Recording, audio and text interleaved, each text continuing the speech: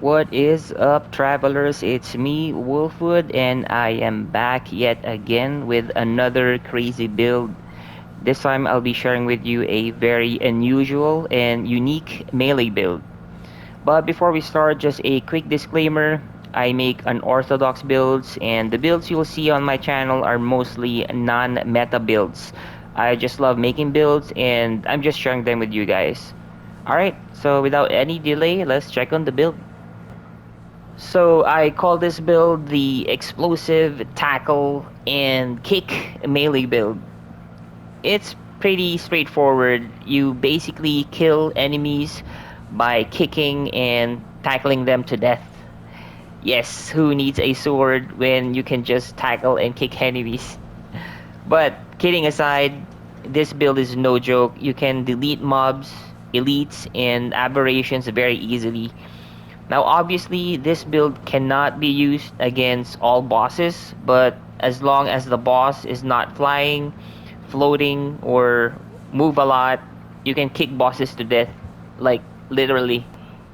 So the very first thing you need is the black greatsword. Now it is mandatory to have this sword with this build since it has two very unique attack moves that essentially makes the build. It's the tackle and the kick attacks. So you tackle by attacking while sprinting, and you kick by doing a neutral dodge attack. You also need the volatile strike mutator, which basically allows you to deal explosive damage when hitting an enemy with a melee attack. Can only happen once per second.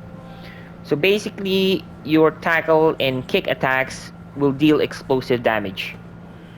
Now for your amulet, you're going to need the detonation trigger for increased explosion damage by 25% and also applies burning.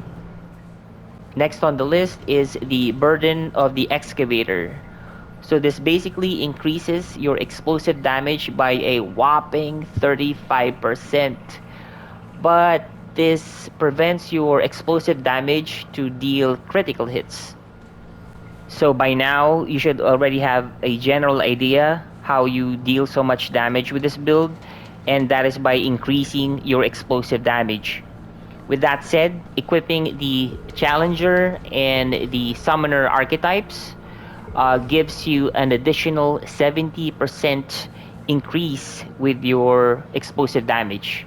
So that's basically 35% each. Next, you will need the Drakestone Pearl Ring, which enables you to regenerate your stamina very quickly during melee attacks. Now, you may wonder why not just use the Bisected Ring so you'll have infinite stamina. It's because I've stumbled upon a problem with the survivability with this build. Having increased damage taken by 15% is really something you do not want with this build. I've spent hours testing and trying to make the bisected ring work, but really couldn't justify how it's better than what I have right now. Now, the second problem I encountered was the stamina consumption. If I were to spam the neutral dodge attack, I needed a lot of stamina, and the Drakestone Pearl alone is not enough to maintain the consistent stamina for me to do multiple attacks. Luckily, there's the Gull Serum consumable that solved my problem. It reduces stamina consumption by 50% and lasts 60 seconds. Now just make sure you put it on your quick slot, just like I did, and use it only when you're fighting an aberration or a boss.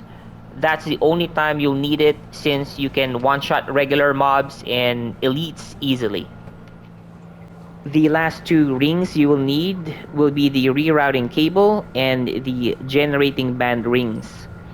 The rerouting cable grants you shields after spending stamina, and the generating band ring grants healing 3% of max health whenever your shield is active.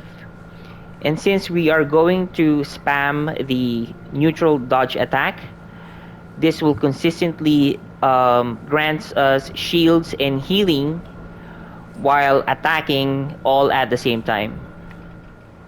For our armor set, we're going to use the nano-plated transmitter helmet, bruiser body armor, Leto Mark 1 leg armor, and the gloves. Now you'll notice that the armor that we're using is a bit more lighter than what we usually use. The reason why is because of the black greatsword increases encumbrance by 15. So if we equip a heavier armor, you'll notice that we're going to be too heavy and we cannot dodge anymore. So this is the best armor for this build, which gives you 288.6 armor and 59.1% damage reduction. And for the relic, we're going to use the Tranquil Heart for the passive 2 health regeneration per second. Now, you can go for the Profane Heart relic, which gives you 3% lifesteal. But based on my tests, for me, Tranquil Heart is still better when it comes to healing with this build. But if you prefer the Profane Heart, then you can try it out. For our firearms, we're going to use the Sparkfire shotgun equipped with the concussive shot mod and feedback mutator, which helps with the mod power generation. Enigma with the pressure point mutator, which triggers a fixed blast and deals an AoE explosive damage.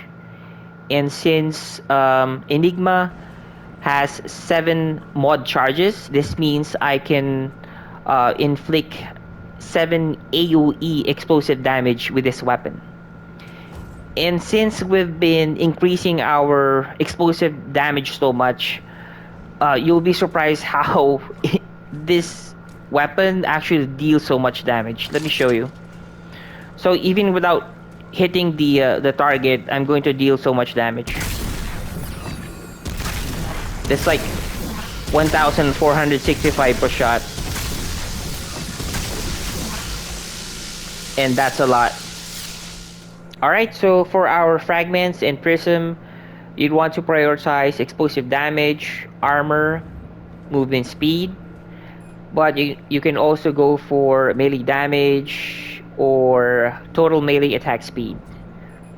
For the substats, of course, you'd want more explosive damage, some healing effectiveness, more melee damage, and more armor. And finally, these are my traits.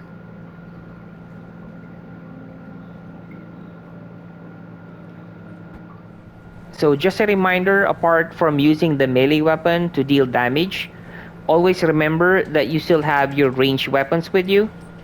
And make sure to use them wisely. They can be very useful in many situations, especially the Enigma. This weapon deals so much explosive damage. So do not forget to use them as they are part of the build. Alright, so that's our build for today. I hope you like the build as much as I do. I hope you would consider trying it out despite of being unconventional. I really had fun making the build and still having fun using it. So for those who are new, don't forget to subscribe, hit the like button. This will help me and my channel grow, and hope to see you all next time. Bye!